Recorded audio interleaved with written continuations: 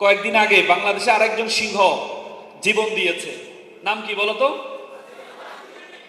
পুরো নাম বলো। শহীদ ওসমান হাদি। বাংলাদেশের ইতিহাসে আমার জন্মের পর থেকে একটা সাধারণ মানুষের জানা যায় মন্ত্রীও ছিল না, সেগুলো এমপিও ছিল না, ছিল না, ছিল মন্ত্রী, না ছিল এমপি, না ছিল রাষ্ট্রপ্রধান। ঢাকা বিশ্ববিদ্যালয় থেকে, আমার বিশ্ববিদ্যালয় ছোট ভাই বিশ্ববিদ্যালয় থেকে পড়াশোনা শেষ করেছে। একটা ছেলের জানা যায় আমার জন্মের পরে এত মানুষ আমি কখনো দেখিনি। তার মানে কিসের জন্য বলতো? কিসের জন্য? তার চিন্তার জন্য, নিঃস্বার্থ দেশের জন্য, আধিপত্যবাদের বিরোধী চিন্তার জন্য।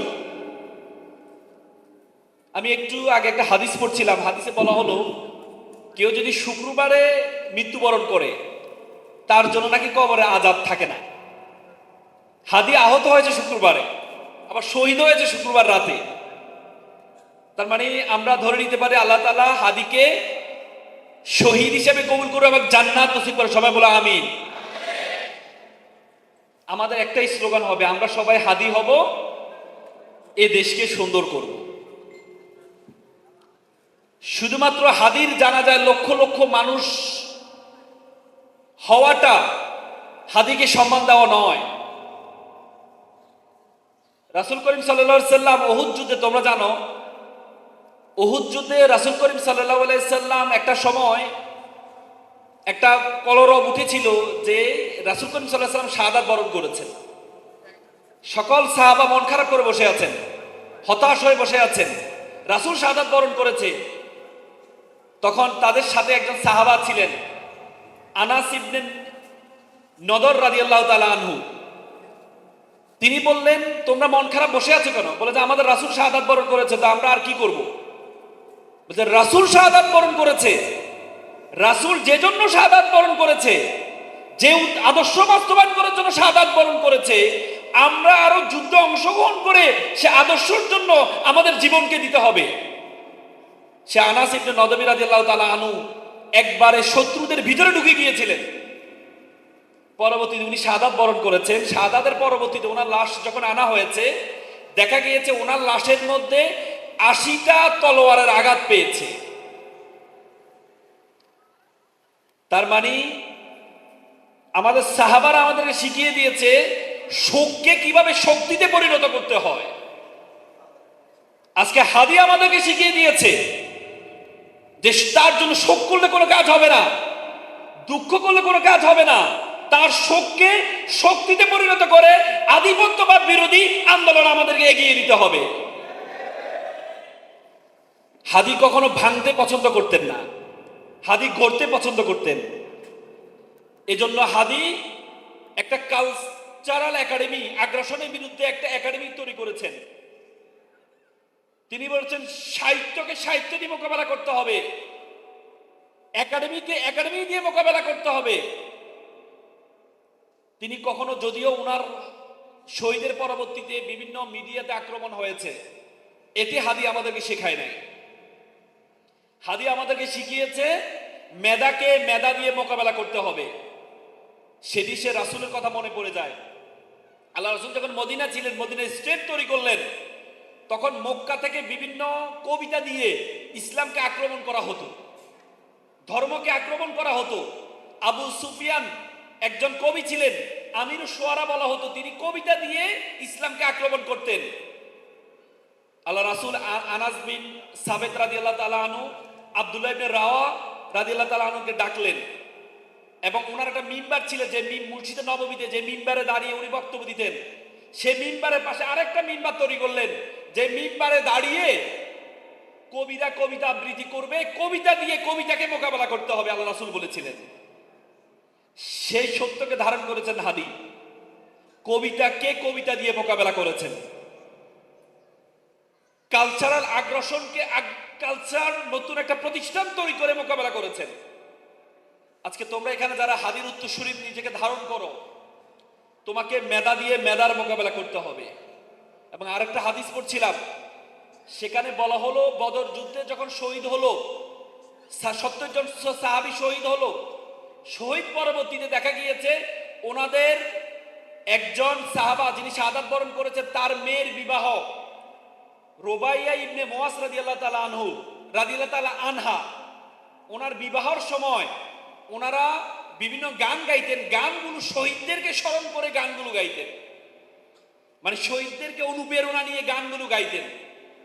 আজকে আমাদেরকে হাদিকে 2-3 দিন 4 দিন মনে রাখলে হবে না, আজকে আমাদেরকে হাদিকে ওন করতে হবে, সেটি আমাদের কবিতা গান সংস্কৃতির মাধ্যমে ওন করতে হবে। পারবো তো ইনশাল্লাহ। আমরা যখন অনেক সময় বাফেট খেতে যাই না, খাওয়ার আগে পুরো খিদেটা তৈরি করি যাতে ভালো করে খেতে পারি। হ্যাঁ, আল্লাহ কোরআনে বলছে ফাইন্না মাল উসরি ইউসরা, নিশ্চয় দুঃখের পরে সুখ আছে। তার মানে তোমাদের জন্য ভালো খাওয়ার ব্যবস্থা আছে। হ্যাঁ, কিন্তু ভালো খাওয়ার ব্যবস্থা তো পড়ে, কিন্তু আমি যে কথা বলতে দাঁড়ালাম, খালি পেটে কথা শোনা তো খুব কঠিন কাজ। বলা হয় তাকে hungry man is angry man, ক্ষুধার্ত মানুষ খুব রাগান্বিত হয়, আর নরসিংদী মানুষ রাগান্বিত হলে তো বিপদ, কারণ তার নামের সাথে সিংহ আছে। আমরা দেখেছি জুলাই যে অভ্যুত্থান, সে অভ্যুত্থানে বাংলাদেশে 15টি কারাগারে আক্রমণ হয়েছে, তার মধ্যে সবচেয়ে বেশি আক্রমণের শিকার হয়েছে নরসিংদী কারাগার।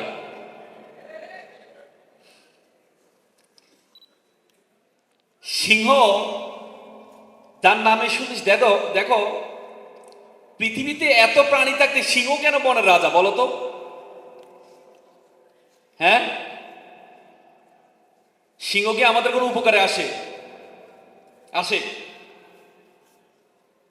সিংহের দুধ খেতে পেরেছো কখনো? হ্যাঁ, কিন্তু গরুর দুধ আমরা খাই, খাই না? সিংহের উপরে গাধার মতো কখনো মালামাল উঠেছো? না। আবার কুকুরের মতো কখনো নিজের ঘরকে পাহারা দেওয়ার জন্য সিংহকে রাখছো? না। কিন্তু যখন বলা হয়, বলার সময় বলে যে সিংহের বাচ্চা, বাঘের বাচ্চা। কখনো শুনছো গাধার বাচ্চা বলতে? গরুর বাচ্চা, কুত্তার বাচ্চা। যে প্রাণীগুলো আমাদের সবচেয়ে বেশি উপকারে আসে সে প্রাণীগুলোর বাচ্চা আমরা বলতে চাই না। চাই? আমি কয়েকদিন আগে আফ্রিকা গিয়েছিলাম। আফ্রিকার সবচেয়ে এই পৃথিবীর সবচেয়ে বড় সাফারি, এটাকে বলে মাসাই মারা সাফারি, প্রায় 500 কিলোমিটার ধরে। মানে সাফারিটা হচ্ছে এমন যে একটা প্রাণী প্রাকৃতিকগতভাবে কিভাবে চলাফেরা করে, বাঘ কিভাবে চলাফেরা করে, সিংহ কিভাবে চলাফেরা করে, সিংহ নিজের খাবার নিজে গ্রহণ করে, বাঘ নিজের খাবার নিজে গ্রহণ করে, কোনো কর্তৃপক্ষ তাদেরকে খাবার দেয় না। ওই যে সাফারিতে ঢুকতে প্রায় $1000 খরচ প্রয়োজন হয় ঢুকতে, শুধু একটা তোমার ল্যান্ড ক্রুজার গাড়ি করে, আবদ্ধ গাড়ি করে তোমাকে ঢুকতে হয়। তুমি নামতে পারবা না, নামলেই তোমাকে প্রাণীগুলো। তো সেখানে দেখলাম যে সিংহ যে এলাকায় থাকে ওই এলাকার আশেপাশে কোনো প্রাণী থাকে না, বাঘ যে এলাকায় থাকে ওই এলাকার আশেপাশে কোনো প্রাণী থাকে না। কারণ সিংহ এই ঘুমাচ্ছে, আবার একটু পরে এভাবে দাঁড়ায়, খিদা লাগলে একটু দৌড়ে পাশের এলাকায় যায়, গিয়ে একটা প্রাণী ধরে আবার খায়। মানে সিংহর যে ভাবসাব, আমি খুব পুলকিত হয়েছি যে সিংহ বনের রাজা কেন? কারণ সিংহ মনে করে আমি বনের রাজা। It's a very important attitude, it's a very important যে তুমি তোমাকে বনের রাজা মনে করতে হবে। তুমি যদি তোমাকে বড় মনে করো তাহলে সবাই তোমাকে বড় মনে করবে, আর তুমি যদি তোমাকে ছোট মনে করো তাহলে সবাই তোমাকে ছোট মনে করবে, তোমার পরিচয় বহন করবে না।